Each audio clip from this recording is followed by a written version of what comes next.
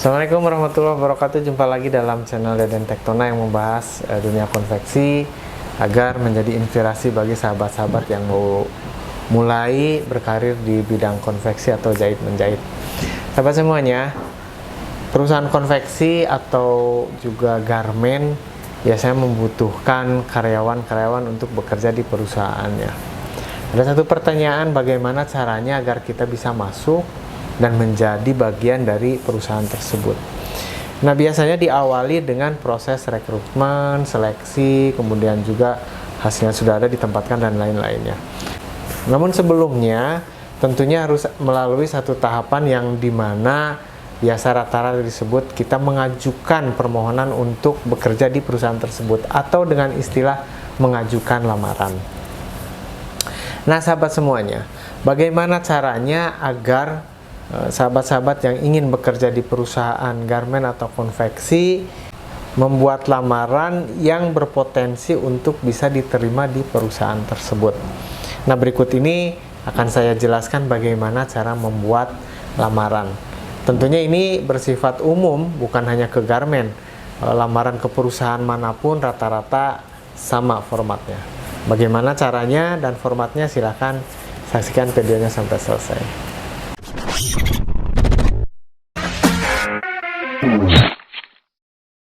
Terima kasih untuk sahabat yang masih setia menyimak video ini sampai selesai nanti.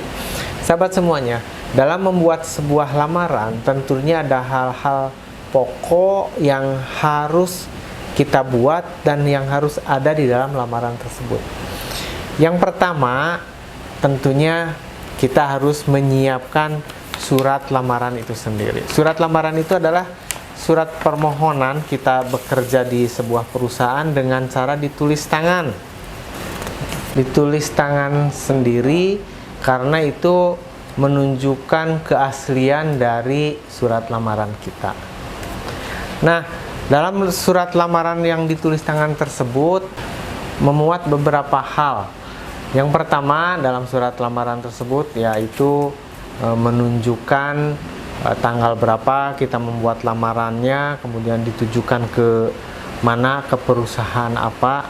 Nah, biasanya di situ dituliskan kepada perusahaan A, B, C, kemudian juga CQ atau UP ke bagian mana, kepada siapa, seperti itu. Kemudian juga di sebelah kirinya ada perihal lamaran. Nah, itu penting sekali untuk di bagian atasnya atau kepalanya. Nah, kemudian juga di dalam surat lamaran tersebut harus ada pembuka. Nah, seperti ini nih. Ini ada yang tadi kepadanya, kemudian juga perihalnya apa, lampirannya apa saja. Nah, ini di atas itu yaitu dengan kata pembuka. Kata pembuka itu ya penghormatan kepada yang dituju. Nah, dengan hormat, dengan ini memperkenan, dengan ini perkenankan saya mengajukan permohonan kerja.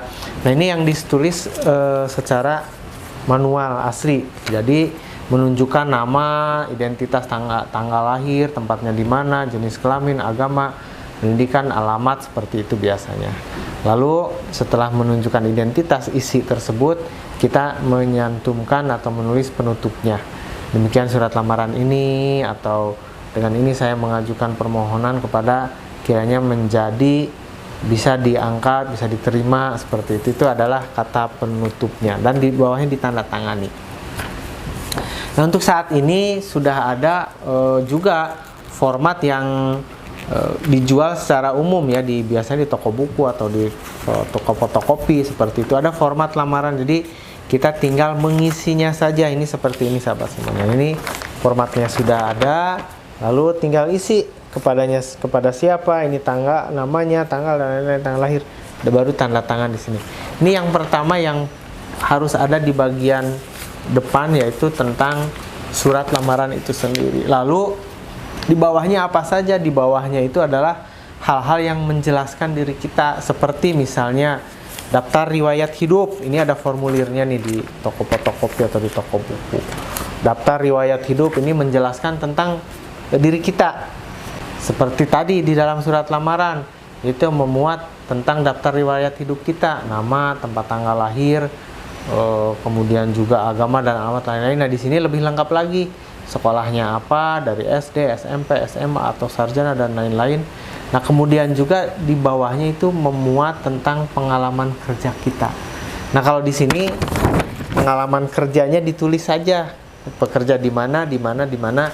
Nah, nanti di bawahnya itu bisa dilampirkan, ada yang menyebut namanya paklering atau surat pengalaman kerja. Jadi di sini adalah secara ringkasnya sekolah di mana dan lain-lain. Nah, nanti di bawah ini baru dilengkapi dengan yang lainnya. Seperti ijazahnya dilampirkan. Di sini kan sudah disebutkan sekolahnya di mana, ijazahnya, kemudian pengalaman kerja di bawahnya juga. Itu yang berikutnya. Kemudian juga setelah itu, nah, nanti ada ijazah fotokopinya ya, ijazah kalau ada yang sudah dilegalisir, kemudian juga pengalaman kerja dan lain dilampirkan di bawah itu. Nah, biasanya juga ada yang memerlukan izin orang tua. Nah, izin orang tua mau menulis sendiri ataupun ada formulirnya juga, ini izin orang tua. Nah, itu di bawahnya lagi sesudah ijazah, kemudian juga pengalaman kerja dan lain-lain. Nah, kemudian juga berikutnya menunjukkan bahwa kita itu keluarga dari siapa. Nah, ada kartu keluarga juga difotokopi di bawahnya, disimpan kartu keluarga, kemudian juga surat keterangan berkelakuan baik ya, biasanya ada yang memerlukan juga ini agar kita memang terbukti tidak tergolong orang-orang yang bermasalah seperti itu, sahabat semuanya. Dan juga melampirkan keterangan dari dokter atau klinik bahwa kita itu adalah memiliki fisik badan yang sehat. Nah, untuk itu tentunya ada hal yang kecil juga yang perlu kita buat, walaupun nanti disimpan di depan, yaitu adalah fotokopi KTP, seperti ini fotokopi KTP dan pas foto. Nah, pas foto seperti ini. Nah, pas foto itu bisa 3x4 atau 4x6, jangan yang 2x3, terlalu kecil. Kemudian juga foto yang dibuat adalah foto yang resmi, sahabat-sahabat semuanya. Resmi itu adalah berdiri tegap, bajunya yang polos, tidak batik, tidak yang baju gaul bunga-bunga, seperti itu, yang polos. Kalau mau berjas boleh, berdasi juga boleh. Kemudian backgroundnya ini bagusnya itu adalah yang polos, mau biru, merah, putih, asal jangan warna yang pelangi ya, pelangi atau pink, seperti itu, warna yang tegas. Nah, itu format lamarannya.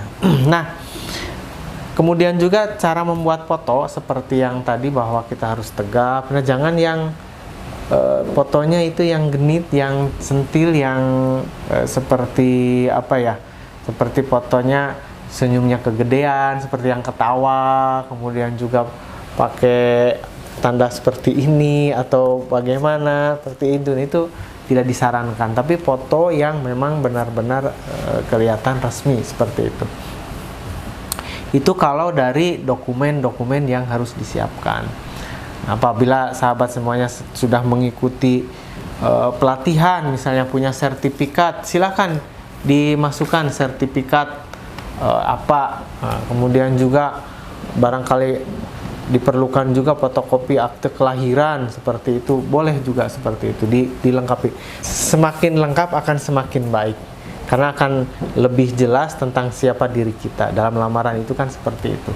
Nah, kemudian juga nanti kadang-kadang ada di formulirnya itu apa kelebihan kita, apa yang kita miliki. Nah, kita harus menjelaskan di situ. Jelaskanlah ya hal-hal yang baik tentang kita, bukan kita menutupi yang negatifnya, tapi memang yang diperlukan adalah kebaikan-kebaikan kita. Seperti misalnya hobinya yang membaca misalnya, atau hobi yang baik-baik seperti itu. Kemudian juga kemampuan misalnya, atau pengalaman berorganisasi, silahkan dimasukkan di situ hal-hal yang baik. Nah, sahabat semuanya, setelah dokumen itu lengkap, maka kita harus menyampaikan ke perusahaan yang dituju. Nah, tentunya sebelum menyampaikan ada hal-hal yang lebih penting lagi harus kita miliki. Yang pertama adalah kita harus bisa mengidentifikasi perusahaan mana aja yang bisa kita sampaikan lamarannya yang sedang membuka lowongan kerja. Jadi disarankan jangan 1 atau 2 saja yang kita sampaikan lamarannya. Karena zaman sekarang itu yang membuat lamaran itu banyak banget. Jadi sebanyak-banyaknya menyebarkan lamaran tersebut. Bisa jadi 10, 11 seperti itu. Nah, bahkan sahabat semuanya, biasanya sudah kita menyampaikan lamaran itu kan tidak langsung dipanggil, mungkin menunggu. Nah, artinya semakin banyak kita menyebarkan lamaran, akan semakin besar peluangnya. Nah, tapi pertanyaannya, saya sudah menyebarkan banyak, tapi kenapa tidak dipanggil-panggil, tidak ada yang memanggil? Tenang sahabat semuanya, peluang itu akan selalu ada. Semakin banyak menyebarkan lamaran, akan semakin besar peluangnya. Nah, jika sahabat semua sudah menyampaikan lamaran 10 tapi tidak ada diterima, cari lagi yang ke-11, ke-12. Siapa tahu yang ke-11 atau yang ke-12 itu yang akan menerima sahabat menjadi pegawai di perusahaan tersebut.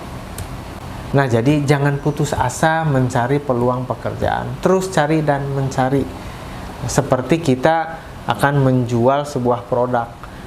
Bisa jadi produk yang pertama tidak terjual, menawarkan kedua juga tidak terjual, ketiga, keempat, mungkin di yang ke-12 baru kita ada yang membelinya. Jadi yuk lakukan dengan semangat, diawali dengan mengidentifikasi mana perusahaan-perusahaan yang menerima lowongan, lalu sampaikan lamarannya dan terus menerus dicoba.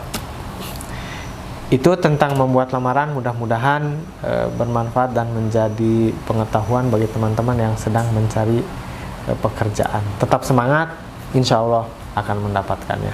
Terima kasih. Dari Tektoner, jangan lupa like, comment, dan share. Assalamualaikum warahmatullahi wabarakatuh.